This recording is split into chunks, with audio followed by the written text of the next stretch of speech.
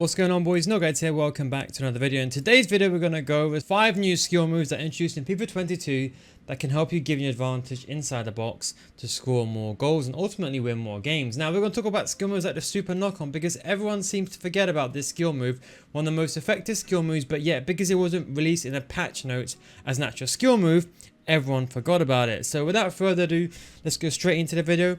I just want to very quickly say, if you do want to get better at FIFA, don't forget my FIFA School Patreon series has started. Patreon.com/nil guys, link is down below in the description. Come join a mature audience community to get better at FIFA and to get better at the game.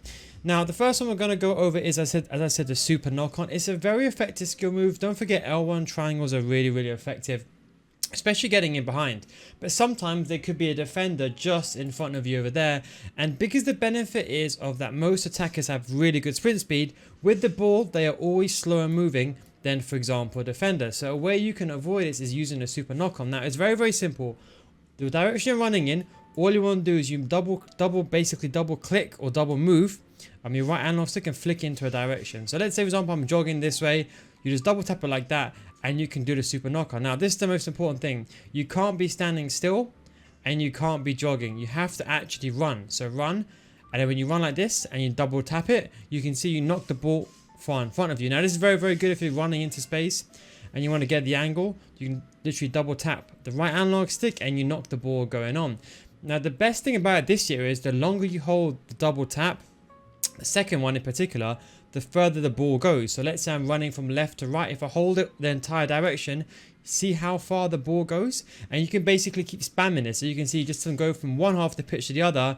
I press it once, hold it, press it twice, hold it, and you see how far he knocks the ball going forward. And you can see in almost 2 touches, I've gone from one half of the pitch to the other half. So not only does it give you that speed boost, it also gives you that benefit of pushing the ball far forward and then reaching the maximum velocity your player can reach. So it's a really good skill move. The next one we want to go over is, of course, called the 4-touch turn. It's a 4-star skill move. It's a very simple one to do. All you do is the exact same thing. Is you hold the L2 button, as you can see, and the right analog stick, you want to hit it backwards relative to whichever way your player is facing. Now because we are in the arena, we'll be hitting the right analog stick down twice because we're facing forward. If we were playing a match, let's say we're shooting from left to right hand side and the opponent's goal was over here, and Ronaldo was facing towards my opponent's goal, then move the right analog stick back twice to the left. So because, as you can see, we're facing forward, so you hold the L2 button, the right analog stick back twice, and there you perform the 4-touch turn. Now don't forget, it's a bit of a slow skill move, but it is very effective, especially when you get the ball inside the box and you get it and you want to create the angle and then you want to shoot towards goal. It is quite effective, especially with the finesse shot to use to trick your opponent. It's really effective, and don't forget you can actually cancel this if you're really good. So you can use a super cancel, so you can pretend to do it and then go back one way, do a little bit of the nil guide shimmy and hit the ball into the back of the net. So it is a very effective skill move. So again, if you're moving from left to right, as you can see, this time have a little guess which way to move the right analog stick. A little test for you watching this. Which way do I move it? Yes, you move it to the left hand side. I hope you said the left hand side. Backwards twice, because that's the way you exit. So you exit into the way you move the right analog stick. Same way if I'm going to the left hand side, I'll move it to the right hand side. So just remember, always behind the player that you have selected. It is a 4-star skill move, so do bear that in mind, and it can be cancelled, so do remember that skill move inside the game. And you can also, of course, chain it with another skill move, for example, or let's say, for example, you want to do the skill move, cancel it, do another one after, and get into the back of the net. Really good to confuse your opponent inside the box, because don't forget, most people are using manual jockeying, so that's one benefit you have in your favor. The next skill move I want to talk about is called the skilled bridge. It's a very effective skill move, and the way you do it is you basically hold the L2 button and you double tap the R1 button. Now it is a 4-star skill move, but the most important thing is the situational awareness is the most important.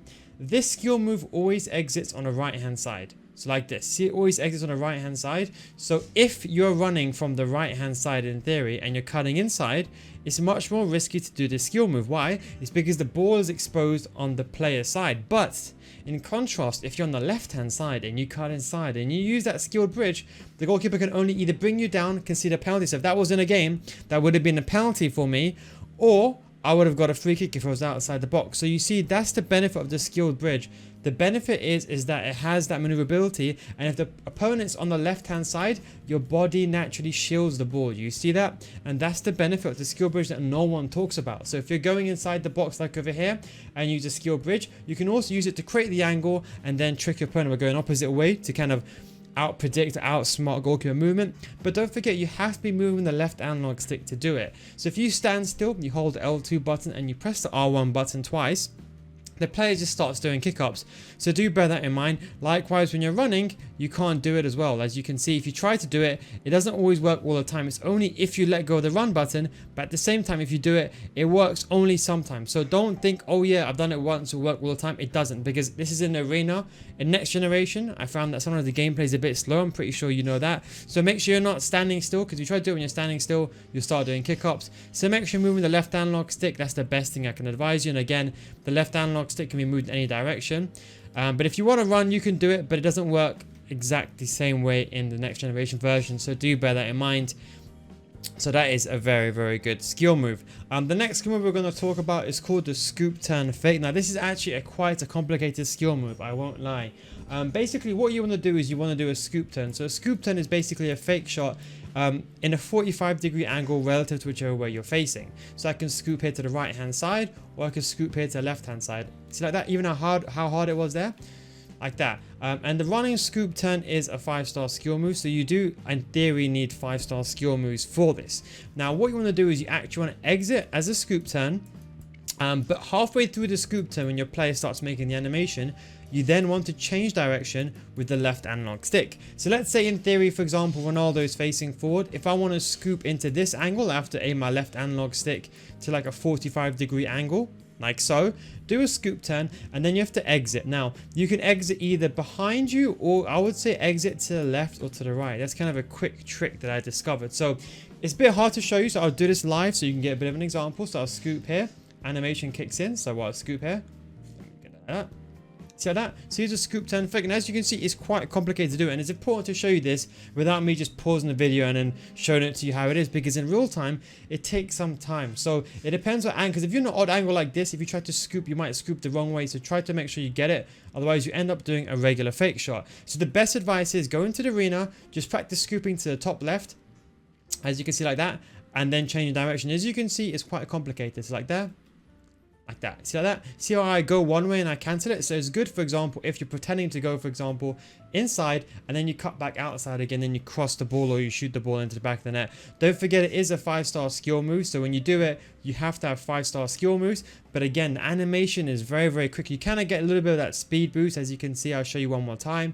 So if I do the fake shot like that, you get that speed boost. You see that? And you can combine it with a quick shot, and you can also, look, if you start up back, and you can see it's actually a very, very quick and effective skill move. Now the last one I want to talk about is called the first time spin. You hold the L1 R1 button, but you have to only do it when the ball arrives to your feet. So I got some examples on top over here. As you can see, when the ball arrives to my feet, I hold the L1 R1 button.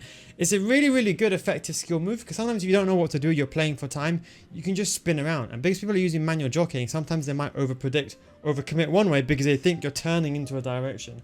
So very, very simple. You hold the L1 R1 button when the ball comes to your feet. It's the same thing with this. Unfortunately, it is a 5-star skill move as well.